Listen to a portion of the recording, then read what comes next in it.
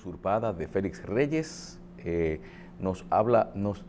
un parrafito que nos llama la atención, muy cónsono con su manera de sentirse hoy precisamente. Sí. Habla de la representación usurpada. A propósito de que un grupo de personas activistas que dicen representar a la población hablaron en función de sus intereses particulares, oponiéndose a que Amazon creara 25,000 empleos más en Nueva York. Entonces dice, si eso es una decisión, si la instalación de esa empresa en Nueva York iba a beneficiar a la gente que ustedes dicen representar, ¿por qué ustedes se opusieron? Y se analiza a profundidad de cómo un grupo de sectores que algunos vinculan a Bernie Sanders están llevando a cabo acciones en representación de una comunidad que no los eligió, pero que ellos dicen defender. Resultado de eso, una empresa de las de mayor capital a nivel mundial, 25,000 empleos bien pagados que dejaron de ir a Nueva York porque 2 o 3 gente dijeron que no. ¿Y a cuánta gente le quitaban el empleo esos 25,000? No, es que regularmente lo que podían hacer era... Eran empleos nuevos para Nueva York. Sí, yo digo que a lo mejor Amazon eliminaba otro tipo de negocios. Pero está bien. No, alteraba lo que era la estructura salarial en Nueva York. A propósito de eso, yo tengo un tema para José Israel, que es el siguiente. Se usa mucho que los partidos, los gobiernos, cuando tienen mayorías suficientes para modificar constituciones, reforman una constitución, crean una constitución y después dicen, esto es palabra de Dios y hay que obedecerlo. Sobre eso, uno ve que a veces, por ejemplo, yo al embajador de Venezuela, bueno, es que cualquier solución en Venezuela tiene que ser de acuerdo a esta constitución. Y te muestra la constitución de Venezuela. Tú dices, caramba, pero ¿quién hizo esa constitución? A la medida de quién está hecha. Y a veces hay países que dicen, el terrorismo está permitido cuando los pueblos están asfixiados. Los judíos le dicen a los palestinos terroristas, pero cuando ellos tenían que hacer terrorismo era bueno, ¿verdad? Ahora, pregunta. Cuando un pueblo dice, yo me quiero independizar, y el gobierno dice, eso no es constitucional, catalanes, es que no es constitucional, usted no se puede independizar. Ese derecho a la independencia es constitucional. En ninguna parte del derecho a la independencia se ha establecido constitucionalmente. Donde quiera que se hace una independencia, es una violación. Es una ruptura. Se rompe de quien tú dependes. No se negocia, porque ¿qué independencia va a haber si se negocia? O se hace la independencia o no se hace la independencia. Pero ellos que dicen también, los demás países no tienen que meterse con lo que pasa en Venezuela. Sin embargo, para las independencias toman legitimidad a medida que dicen, tal gobierno la reconoce. Sí, pero eso no es una poesía de lo que pudo, perdóname, de lo que pudo haber sido y no fue. Por ejemplo, Luisiana en Estados Unidos, Francia, Quebec en Alemania, Canadá. Palestina, Quebec en Canadá, Palestina, Israel. No, porque espérate, yo tengo aquí la Biblia, que Dios me dijo que esta es mi tierra. sí, pero hace mucho que no es así. O Basilea. Son pendejadas esto. Ustedes no son independientes de nada. España no entregó ese asunto hace 1000 años. Y aparece entonces un hombre blanco que está reclamando un cara pálida, un indio americano que dice, esto es mío, esto no es de ustedes, los ingleses. José, la tradición pesa. Es decir, eso es de quien originalmente era. Europa está sometido a 2 fuerzas normales en el movimiento de un cuerpo celeste: centrífuga y centrípeta. El nacionalismo. Tú le dijiste eso a Ramón Albuquerque. Centrífuga y centrípeta. Sí. En otro orden. En otro orden, es alrededor de la gravedad. Sí. Sí. Lo dijo un nieto mío. Me lo enseñó un nieto mío.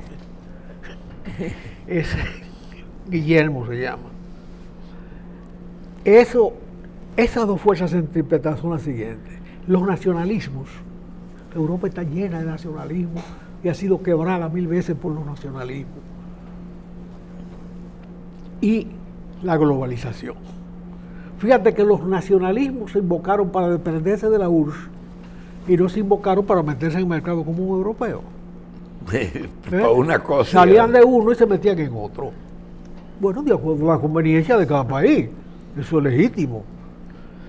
En Checoslovaquia hubo, los eslovacos dijeron, yo quiero independencia.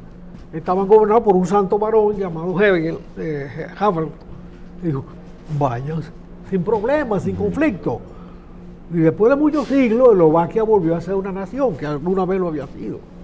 Polonia ha dejado de existir muchísimas veces y en cenáculos internacionales lo endosan y lo pasan de un país a otro. Es más, hay un pedazo de Alemania, Königsberg, donde nació Kant, que es propiedad rusa después de la Segunda Guerra Mundial. Ahora se llama Königsberg, se llama Kaliningrado. De manera que esas fuerzas están operando sobre España. Tanto el País Vasco como el pedazo de Cataluña, que en aquellos tiempos del Tratado de Basilea era una posesión del Reino de Aragón, como consecuencia de una guerra entre Francia y España, pasaron a ser franceses y luego españoles otra vez. Pero en Basilea, cuando endosaron a Cataluña en favor de España le dio un menudo de vuelta que fue la República Dominicana, lo que es hoy la República Dominicana. Ahí es que se produce la anexión a Francia.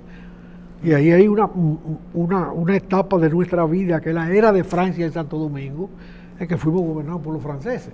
Lo que pasa es que como Haití estaba usurpado por Toussaint, o sea, Toussaint había sacado a los franceses de Haití, no se había proclamado la República Haitiana, pero Toussaint asumió a nombre de Francia. Y él entró para acá y ocupó el país. Ocupó esto y lo unificó. Ese es nuestro avatar de la formación de la nacionalidad. Bien. Hay algo que yo no quisiera dejar de decir, porque las posiciones de José Israel y mía son diferentes. Él tiene razón y yo no, pues yo nunca tengo razón. Pero yo quiero decir un asunto. Con respecto a la energía eléctrica, y yéndonos al peor de los escenarios, ¿qué es peor, magistrado Espinosa? ¿Recibir dinero de los generadores para no hacer Catalina o recibir dinero para hacer Catalina? Las dos cosas son malas, pero como yo vivo un escenario de lo posible, no soy hediondista ni principista. Ese soy yo. Ese eres tú. Tú eres principista, y José es más principista que tú. Porque lo malo es malo y lo bueno es bueno. Para mí no, porque el ser humano no hay nada que es químicamente puro, porque somos hechos de una materia muy compleja, pero ese no es el momento. ¿Qué es peor? ¿Coger cuarto para pasarse 8 años sin hacer una planta o coger cuarto para hacer la planta? No. Espérate, lo que se estableció aquí cuando se privatizó el sistema energético fue un convenio en que el Estado asumió las pérdidas y los generadores asumieron la ganancia. Esos son los resultados netos de ese acuerdo. De ese proceso. Reales. Aunque era para terminar esos subsidios. Cuando llegó el momento de más generación, se necesita más generación, lo que el Estado tenía que hacer era una licitación para otorgar el privilegio de generar en el país a quien presentara la mejor oferta. Y no endeudar al país en 3.000 millones de dólares, que es por donde va Catalina, para posponer indefinidamente la entrada de la energía a la producción. ya estamos a nivel que tú no sabes si es con una rumiadora que hay que prender Catalina. Porque tú eres el viernes, el jueves, el martes pasado, todos los días están poniendo la fecha y en la intimidad uno siente que es incapacidad. Ayer vi un trabajo preocupante de un periódico digital mezclando todos los conflictos que hay con Odebrecht y todo. Lo de Odebrecht ha sido una cosa infame, cómo se ha manejado eso, sencillamente. Tenemos un juicio que va a terminar en nada, viciado de nulidad desde un principio, donde de más en más bastaba simplemente con invocar la caducidad del proceso, la caducidad de la acción de la justicia. Todos los encartados cometieron esos delitos y los cometieron hace más de 10 años. Y ahora es cuando se actúa contra ellos. Y la ley ya los protege. Entonces, ¿para qué ese proceso? Simplemente para anular toda la acción del Estado. Además, mezclaron problemas de carácter personal. Hay que humillar a este, hay que punchar a aquel. Y ha ido reduciendo la eficiencia del proceso. Un proceso además que tiene la atención pública cada vez menor. Entonces, el Estado cometió un error metiéndose en Catalina, eso no tenía sentido. Si tú entregaste ya el sistema eléctrico a inversores privados que han ganado mucho dinero, que hasta se sacan en cara cuánto le han pagado de impuestos al Estado, ellos no pagan impuestos, recolectan impuestos. Pero las ganancias de la inversión o del capital declarado son cuantiosas y el Estado tiene un 50% en la mayoría de esas operaciones.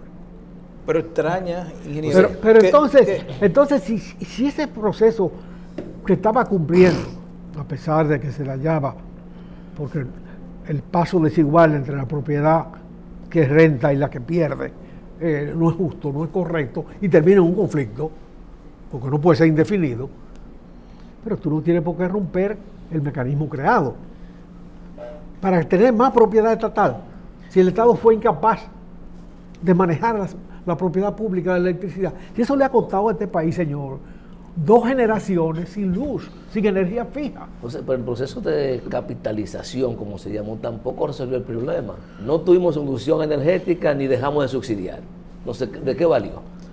¿De qué valió? Lo que extraña es que espérate un momento. Este proyecto, ingeniero, de Catalina, lo que extrañó entonces es que ya al finalizar ya la obra, bueno, vamos a vender el 50% de acciones. No sé hasta eso siempre es posible, pero hay que terminar la planta. ¿Y quién la están terminando? Una pila de muchachos viejos que no saben de eso. Por eso. Ahora, ¿cuál ha sido la realidad de nuestro sistema? El que se quedó atrás montando una planta eléctrica en su casa, se lo llevó el diablo. El que primero la montó le fue mejor, con cualquier esfuerzo. Hoy, tú ves la punta de la economía dominicana, todo el mundo está montando su energía solar. Hay que montar energía solar en todas partes, porque si no, lo que uno va a pasar son más apagones y más apagones. Esto no tiene resolución por el camino que vamos. A propósito, no la tiene. Mañana. Pero yo creo que la solución, tampoco es ceder toda la iniciativa del sector privado, porque vivimos la consecuencia en este corto tiempo. Yo creo que la lógica sería, y hay ejemplos, en que el Estado pueda ser una sociedad seria, con capacidad, con el sector privado. Yo creo que eso sería lo correcto, de manera tal que haya un equilibrio. Bueno, yo te digo lo siguiente. Nunca debió haberse vendido como se vendió la Corporación de Electricidad. Fueron 800 millones de dólares en equipos que se entregaron funcionando mal o bien. Ese es el monto que no sabemos si llegó tampoco. Es un monto que no sabemos si ingresó tampoco. Pero ¿quién ha hecho la auditoría? Y una empresa a nivel nacional. O sea, el acuerdo era que ellos pagaran ese dinero en inversión. La parte de ellos la pusieran en la adecuación de esos equipos para que funcionaran mejor. ¿Cuánto pusieron? Nadie sabe cuánto fue. Eso no se ha auditado. Bueno, pero funcionaron y esa parte se resolvió. Esos equipos se salvaron, comenzaron a trabajar y a producir y producen con cierta eficiencia, con buena eficiencia, pero se necesitaba más capacidad cada vez. Si el país crece hay que tener más capacidad. Y por eso, en vez de abordar con seriedad una licitación para fines de concesión de derechos de explotación, lo que hace es que el Estado asume Punta Catalina, porque apareció un crédito en Brasil que había que aprovechar. El crédito pudo endosarse, pudo facilitarse a la empresa que ganara. Bien, lo que pasa es que estamos con un pie en el estatismo y con otro pie en la propiedad privada. A propósito, ingeniero, yo creo que lo que debe haber en este momento es eso. Déjame aprovechar. Ahora, hoy, por ejemplo, Punta Catalina, ¿cómo se privatiza, cómo se hace pública una empresa en cualquier país desarrollado? Una empresa pública en un país desarrollado, lo contrario de una empresa de aquí. Es una empresa que tiene muchos accionistas. Es pública cuando tiene muchos accionistas y es privada cuando tiene poco. Ingeniero, lo que quería plantear, mañana se está convocado para firmar el pacto eléctrico. Entonces, con el propósito, según ellos, para mejorar la competitividad del país. ¿Se podrá a partir de esta firma mejorar, lograr esta situación? Habría que leer el mamotreto ese de muchísimas páginas.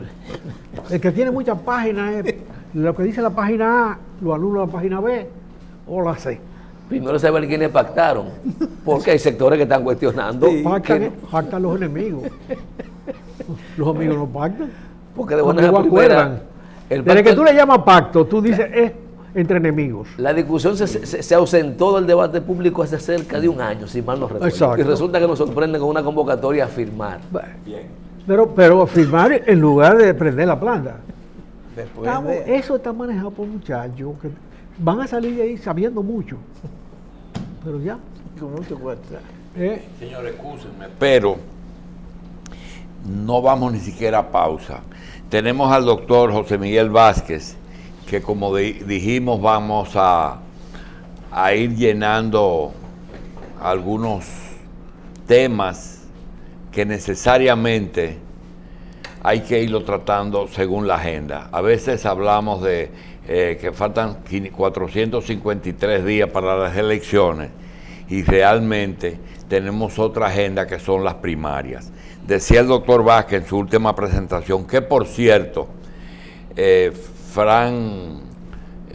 senador de Romana, Fran Martínez, el amigo Héctor Guzmán y el doctor José Miguel Vázquez, los hemos comprometido a que primero, antes de que traer candidatos que no se sabe si van a ser candidatos, nos digan cuáles son los problemas que tiene que vencer la Junta, los partidos, antes de esa fecha. Pero hay algo que quisiéramos dejar claro, porque todo el mundo no sabe todo. Doctor Vázquez, en el marco legal, ley de partidos y ley de régimen electoral. De esas dos leyes, ¿qué queda pendiente y si hay tiempo para hacer modificaciones? Sí, ahora mismo hay que consensuar los aspectos que se corresponden entre la ley electoral y la ley de partido político. Y ahora hay que empezar a desmontar aspectos de la ley 275-97 que estaban en aplicación. Desmontar quiere decir modificar. Para ajustarla a la ley que ya a partir de hoy empieza a tener vigencia. Ok, pero ya tenemos el marco legal a partir de hoy. Muy bien. La Junta, ¿qué elasticidad puede tener dentro de esas dos leyes? Es decir, ¿qué puede cambiar y qué es fatal, que no puede cambiarse? Plazos, por ejemplo. ¿Perdón? Plazos. Sí, no, los plazos ya están dados. ¿Qué es lo próximo que va a ocurrir? No, ahora mismo, hoy a las 10 de la mañana, hay una convocatoria, tenemos una convocatoria ya en la Junta, donde se está tratando de definir y terminar la parte relativa al montaje de las primarias. Montaje de primarias. Que es la parte medular en este momento, es cómo se va a asumir el costo que conlleva a ese montaje. Ok, ¿organización o costo? Las dos cosas. Organización ya ellos están trabajándola. La logística, por ejemplo, la dirección de elecciones junto con informática de la Junta han estado trabajando en la... Y en el aspecto de qué definitivamente va a ser el partido y qué definitivamente la Junta va a ayudar. Bien, ahora hoy hay discusión de si los partidos pueden asumir una responsabilidad económica tan fuerte como la de Primaria costear abierta. todo el proceso de primarias, que la Junta lo ha estimado en 1.449 millones. Cuando decíamos en la intervención pasada que ese costo lo podrían manejar los partidos de manera individual. Solamente las primarias costarían eso. Exacto. Si la organiza la Junta. Sí. Lo que pasa Y es si la organiza la Junta y se lo descuenta a los partidos, ¿es posible? no es posible. ¿Por qué? Porque lo primero es que los partidos no tienen un presupuesto tan elevado. Lo segundo es que la ley no le permite a los partidos sacar del presupuesto que le da el Estado para primarias, porque no estaba previsto. Mire, doctor Vázquez, hay una cosa que nosotros queremos pedirle un favor. Deshágase de cualquier compromiso profesional que usted tenga con algún cliente, con algún partido, con alguna... Y díganos lo siguiente: en este momento, un gobierno que maneja los fondos que le da a la Junta, es decir, el gobierno cobra impuestos, lleva el presupuesto nacional y entrega los fondos, pero entrega los fondos en la medida o de la 12ª o de cuando le entren. ¿Cómo puede manipular un gobierno un proceso con los cuartos en la mano? Mire, definitivamente la propia ley electoral provee a la Junta para que sea un órgano independiente. Pero ¿hasta qué punto la Junta puede ser independiente cuando no tiene la provisión económica necesaria? ¿Hasta qué punto la Junta puede tomar sus decisiones sin que se sienta presionado por un asunto de negociación a los fines de obtener emolumentos, a fines de tener recursos? Esa es la situación que se está presentando ahora. Por ejemplo, las primarias y la ley de partido se promulga posterior a la ley del presupuesto. Entonces, la Junta no tenía previsto una serie de situaciones que podían presentarse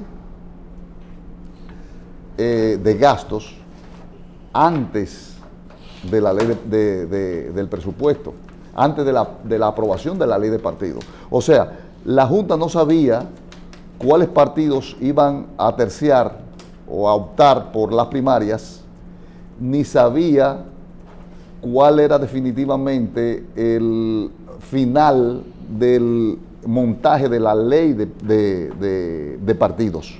Mucho menos sabía que iba a haber modificaciones sustanciales en el aspecto electoral, porque no lo tenía a mano. Esa ley acaba de promulgarse anoche.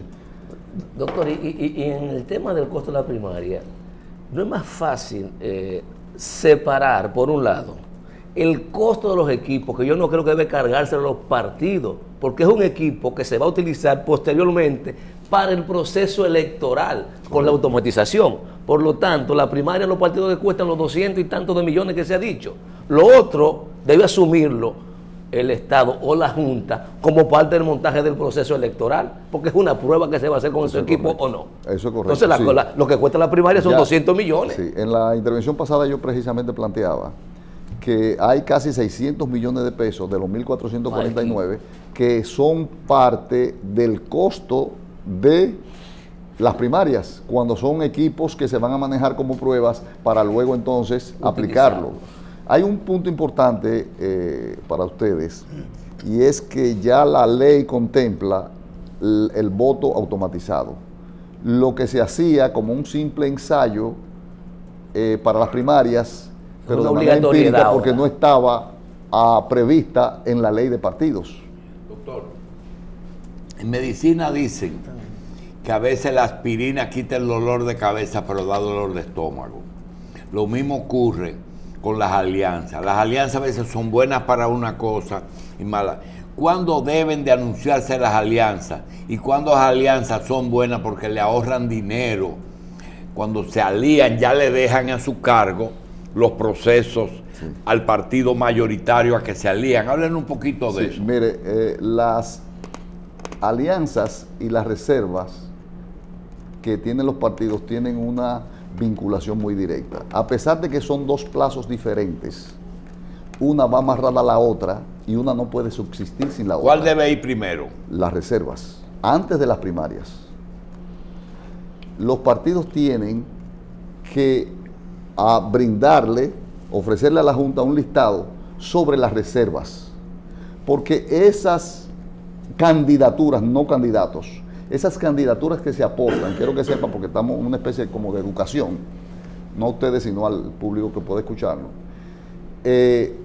Las reservas son para las candidaturas, no para los candidatos, porque no hay candidatos. Ni siquiera al momento hay precandidaturas.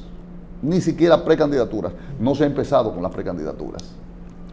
Entonces, a partir del momento que se anuncian las candidaturas, antes de ese, 30 días antes de esa fecha, que es el 7 de julio, los partidos 30 días antes tienen que ya tener definidas las reservas, el listado de las posiciones que se van a reservar para que esas posiciones no entren en las candidaturas, porque entonces entrarían en conflicto y estaríamos en el tribunal lleno, el Tribunal Superior Electoral de los conflictos, porque esas candidaturas de reservas son las que no van a ningún tipo de convención interna de los partidos, son las que se liberan del proceso interno de los partidos, porque esas candidaturas son, como decía anteriormente, las que se reservan los partidos de una u otra forma, o como una pieza para fines de manejo de alianza, o una pieza para el manejo interno de mi partido de gentes que tienen que estar en la boleta. Esas son las reservas. Pero esas reservas hay que tenerlas antes de la primaria. O sea, nuestra preocupación ahora son las primarias. Y la Junta tiene razón, para ello es la primaria. Pero para los partidos son las reservas. Porque sin esas reservas no hay forma de ir a alianza, ni hay forma de tú establecer una buena estrategia competitiva con los demás candidatos de los otros partidos. Doctor, aunque la ley fue promulgada ayer, la ley electoral, me imagino que usted habrá leído el borrador.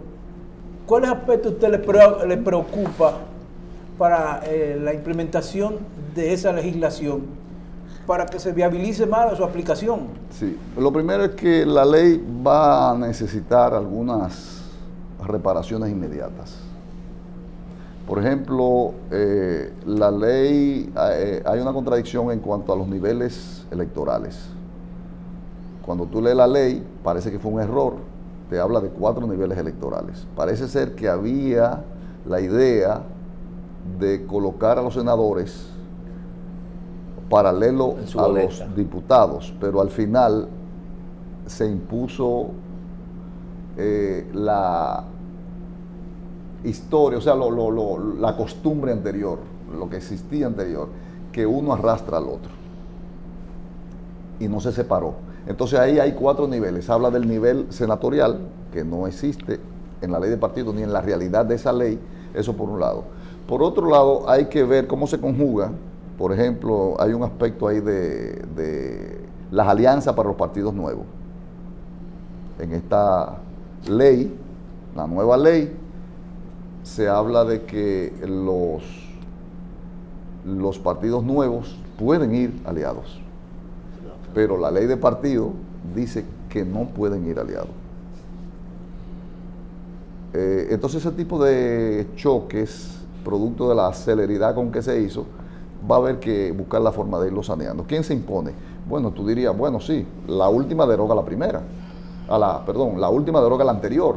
En este caso, pues estaríamos hablando de que se va a imponer la ley electoral a la reciente ley de partidos políticos. Pero sobre ese aspecto hay un recurso de inconstitucionalidad, que si se falla pudiera resolver ese problema. No, ya ahí está resuelto el problema. Entonces ya con la simple aplicación de la nueva ley, la cual pasa a derogar esa disposición. Ese aspecto de la ley de partidos políticos.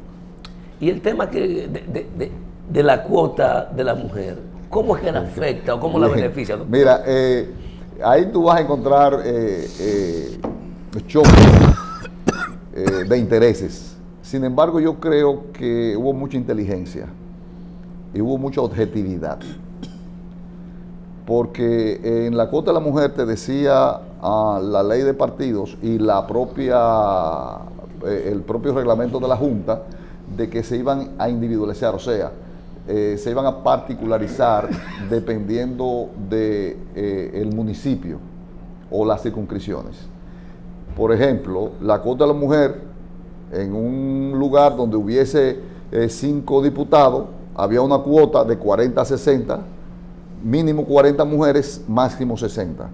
Entonces tú dices, entre 5 diputados, ¿cómo yo pongo en un margen de 40 a 60, o van 2 mujeres o van 3? Pero ¿cuál de las 2? Porque las 2 son legales. O pongo 2 y no estoy violando la ley, o pongo 3 y no la estoy violando.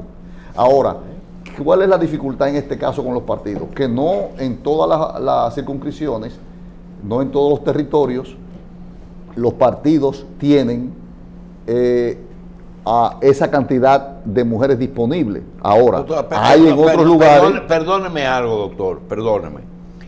Y es que solamente el tema mujer-hombre en el orden electoral solamente importa la cuota, porque yo no oigo plantear ninguna otra situación con respecto a las mujeres. Bueno, eso las mujeres no están planteando nada que no sea mi cuota. ¿Hay algo más que se pueda hablar de las mujeres que no sean las cuotas y que haya... Lógico que sí. ¿Qué cosa, por ejemplo? Por ejemplo, en un partido, el carisma, el liderazgo, el desarrollo de las mujeres, la educación, hay muchos temas. Pero lo que pretende la cuota es garantizar eso, que eso se reconozca en principio con la cuota, doctor. Por ejemplo, pero ahora con esta cuota, que la forma de cuota, porque la cuota no se ha variado, es la forma de aplicación. La implementación. ¿Qué dice la nueva ley? Que es universal. O sea que lo importante es que el partido en términos generales cumpla entre un 40 a un 60. ¿Por qué? Porque yo creo que es más sincero. Oiga, ¿por qué? Porque, por ejemplo, en un territorio donde no haya una mujer que pueda ser potable, como un liderazgo, hay que imponerla. Ahora, ¿qué ocurre cuando se imponen? Yo como el líder, yo no quepo, o sea, a mí me van a limitar, voy a poner a mi mujer. Lo que se acostumbraba a hacer normalmente, voy a poner a mi mujer que ella renuncie y después yo la asumo. O sea, es una hipocresía, es una falta de sinceridad. Esta por lo menos lo sinceriza más. Si en Atomayor hay 2 diputados, vamos a poner en cualquier lugar, en San Cristóbal 5 o 7, en Romana hay 5, entonces, pero en Romana yo tengo 5 mujeres que pueden ser candidatas y son potables, o yo voy a aprovechar la de allá, porque en San Cristóbal no se me ha destacado ninguna. No voy a perder, ni voy a tener que ser hipócrita, y voy a cumplir con la cuota de la mujer. Yo creo que es más sincero. O sea, no tiene que ser en el lugar específico, sino que la cuota se cumple en términos generales, que es lo que dice esta ley, a diferencia de lo que decía la ley de partido o la propia... Doctor, en general la ley rige para el porvenir. Es correcto. Aunque el porvenir sea corto, como pasó entre una y otra.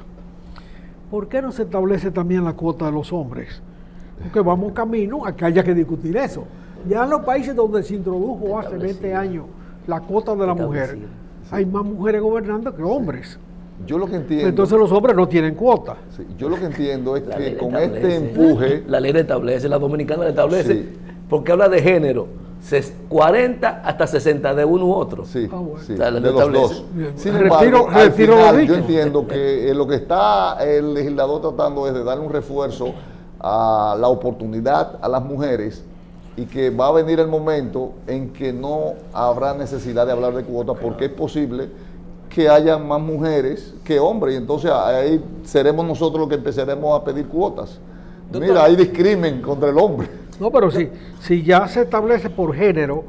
Sí, aquí fue por género. Ya el problema está resuelto. Sí, es correcto. 40, 60...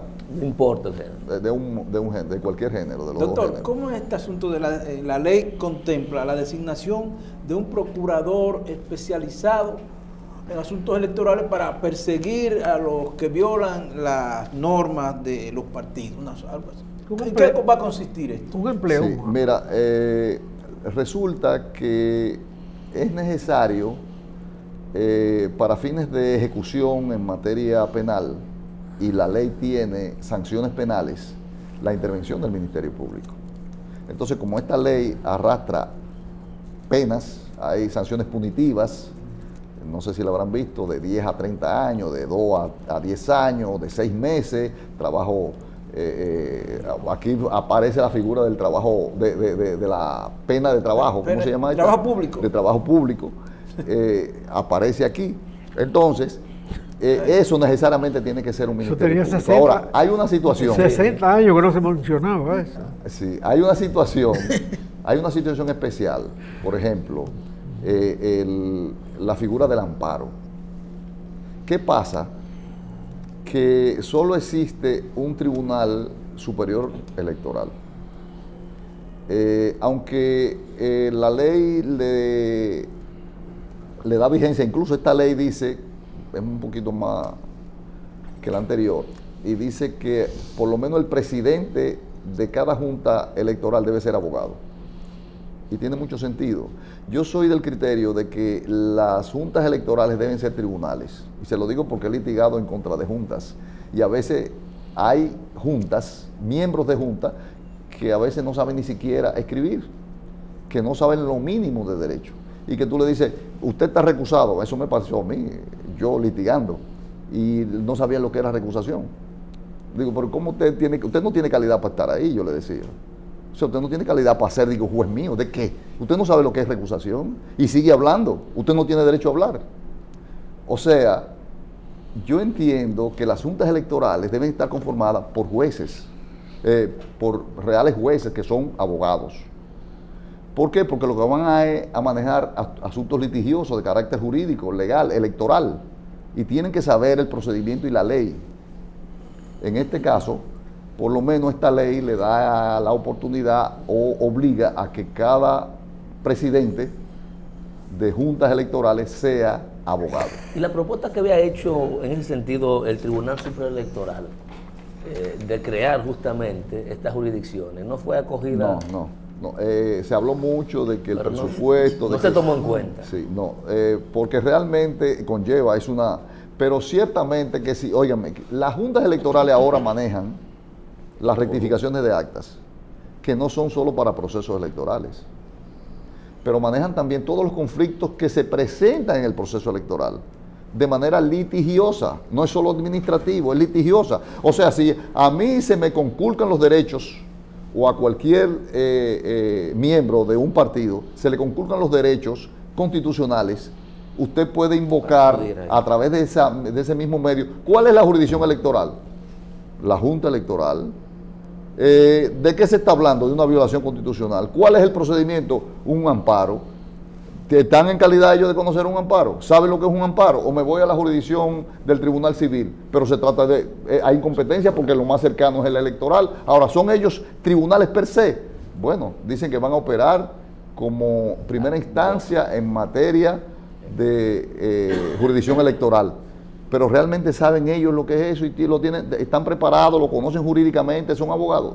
Bueno, se está diciendo que por lo menos uno debe ser abogado. O sea, esos son de los debilidades que va a tener el proceso, porque no necesariamente, o sea, entonces hay un escenario privilegiado. Si la falta se comete o la violación en el distrito, no vamos al Tribunal Superior Electoral. Y si se comete en San Juan, ¿a dónde voy? A un problema que hay que conocérmelo ahí porque me están violando el derecho el día de las elecciones. Tengo que mudarme para allá. Okay. Para ¿Qué preocupación tiene usted de que estas primarias puedan anular, entorpecer, complicar lo que viene después? Vamos a hablar de primarias. Ok, mire, sí. Estas primarias ahora mismo están tornando un poco difícil. ¿Por qué? Porque ahora mismo los partidos, incluyendo al propio oficial que dijo que lo iba a asumir, dentro de lo que son el manejo de fondos que tiene, no hay espacio para usted recurrir a pagar primarias, porque no está contemplado en la ley. ¿Que no hay cuarto para primaria? No, los partidos no tienen dinero para primaria, porque los fondos, si usted se lee el artículo 62 de la ley, va a ver que los fondos de primaria, los fondos de los partidos están previamente establecidos cómo deben gastarse y en ningún lado se habla de precandidaturas. Ni de aquí a la primaria hay tiempo también pausado. No, porque ya la primaria estamos. Okay. Y los fondos vienen en el año entero, ¿verdad? Sí, eso es correcto, bien, paulatinamente. Entonces, ¿usted cree que puede haber trastorno de primaria y por tanto, como esa es la génesis de las elecciones, estas primarias pueden ser, estar entorpeciendo el proceso electoral. No solo eso, las primarias pueden colapsar y los partidos podrían verse obligados a buscar otras alternativas. ¿Y la otra alternativa sin violar la ley cuál sería? Oh, sí, ahí está el sistema de las convenciones. Convenciones, encuestas, todas las modalidades. ¿Lo permiten? Sí, sí. Hay 4 mecanismos más. Lo mejor sería no aplicar la ley no, sí, aplicar la ley, pero ya en los otros métodos de... Tendrían que desistir los partidos que pactaron ir a primarias abiertas o cerradas para entonces o cubrirla a ellos con tu forma. Exacto. Acogerse a otra metodología. Bien, doctor, gracias. José Miguel Vázquez, lo comprometimos ya a Héctor Guzmán y a Fran Martínez a que seamos de aquí a las primarias los que desenredemos la madeja. Gracias, doctor.